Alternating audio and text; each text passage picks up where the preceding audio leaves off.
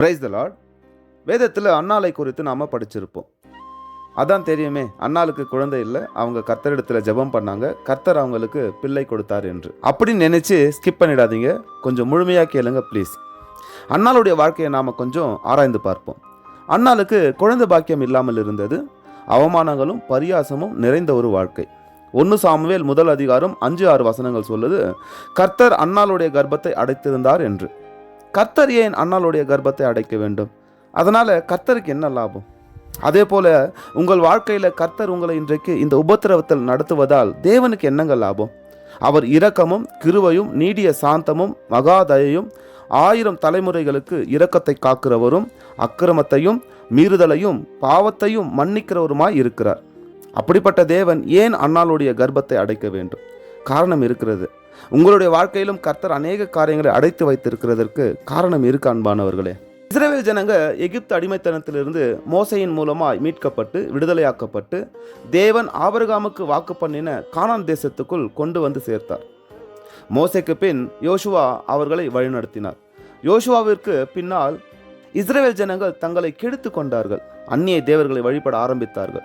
முடிவு, அநேக தேவனை விட்டு அவருடைய நியாயப்பிரமாணத்தை விட்டும் வழி விலகி தேவனுடைய பார்வைக்கு பொல்லாப்பானதை செய்தார்கள். கர்த்தர் அவர்களை அந்நிய தேசத்து ராஜாக்கள் இடத்தில் ஒப்பு கொடுத்தார். அவர்கள் மனம் திரும்பி கர்த்தரிடத்தில் திரும்பும்போது கர்த்தர் அவர்களை இரட்சகர்களை கொண்டு அவர்களை ரட்சித்தார். இது நியாயாதிபதிகளின் புஸ்தகத்தில் மீண்டும் மீண்டும் நாம் பார்க்க முடியும். சரி, விஷயத்துக்கு வருவோம். ஒரு கட்டத்திற்கு மேலே, அதாவது நியாயாதிபதிகள் 17வது அதிகாரம் முதல் 21வது அதிகாரங்களில் இஸ்ரவேல் ஜனங்கள் மிக மோசமான பாவங்களை செய்ய ஆரம்பித்து விட்டார்கள். தேவனை விட்டு அவனவன் தன் பார்வைக்கு சரியானபடி நடந்து வந்தார்கள். இந்த ஜனங்களை வழிநடத்த ஒரு நல்ல தலைவன் இல்லை. கர்த்தர் ஏற்படுத்தின இரட்சகர்கள் அநேகர் கர்த்தருக்கு கீழ்ப்படைந்திருந்தார்கள். ஆனாலும் ஜனங்களை கர்த்தரிடத்தில் கொண்டு சேர்ப்பவர்கள் ஒருவரும் இல்லை. இப்படிப்பட்ட ஒரு மோசமான காலத்தில்தான் கர்த்தர் அன்னாளுடைய கர்ப்பத்தையும் அடைத்திருந்தார். அன்னாலும் அவருடைய கணவனும் கர்த்தருக்கு உண்மையாய் வாழ்ந்து கொண்டிருந்தார்கள். பாருங்க, உண்மையாய் கர்த்தருக்கு என்று வாழ்கிறவர்களை தான் கர்த்தர் சோதிப்பார். கர்த்தர் உங்களை சிட்சிப்பதை அற்பமாய் எண்ணாதிருங்கள். தகப்பன் சிட்சியாத பிள்ளை உண்டோ என்று வேதவசனம் சொல்லுகிறது. இப்படி தேவனை விட்டு வழிவிலகி போயிருக்கிற இஸ்ரவேல் ஜனங்களை மீண்டும் தம்மிடம் கொண்டு வர ஒரு நல்ல தலைவன் வேண்டும் என்று தேவன் எதிர்பார்க்கிறார். கர்த்தருடைய எதிர்பார்ப்பை நிறைவேற்றவே அன்னாள் சோதிக்கப்படுகிறார். இந்த சமயத்தில் தான் அன்னாள் வந்து தேவாலயத்தில் கர்த்தர் தனக்கு ஆண் பிள்ளை கொடுத்தால் அதை அவருக்கே ஒப்பு கொடுப்பேன் என்று தீர்மானம் பண்ணுகிறார். பிறகு மிகுந்த சந்தோஷத்தோடு வீடு திரும்புகிறார்.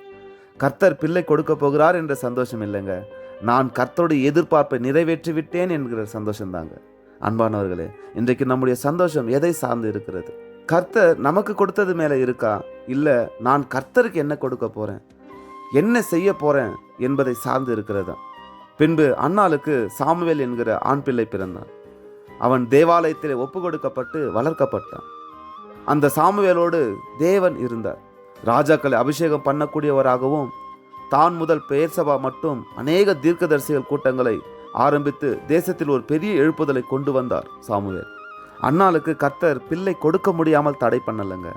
கர்த்தருக்கு அன்னாளிடம் ஒரு தேவை இருந்தது.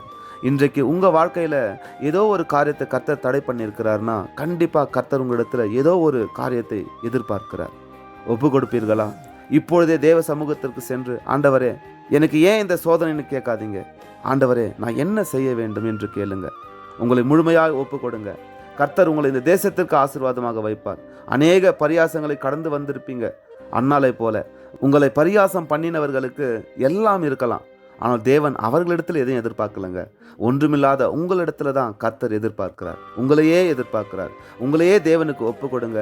எல்லா பரியாசங்களும் ஆசீர்வாதமாக மாறும். தேவன் மாற்றுவார். தேவனை மாத்திரம் நம்பியிருங்க.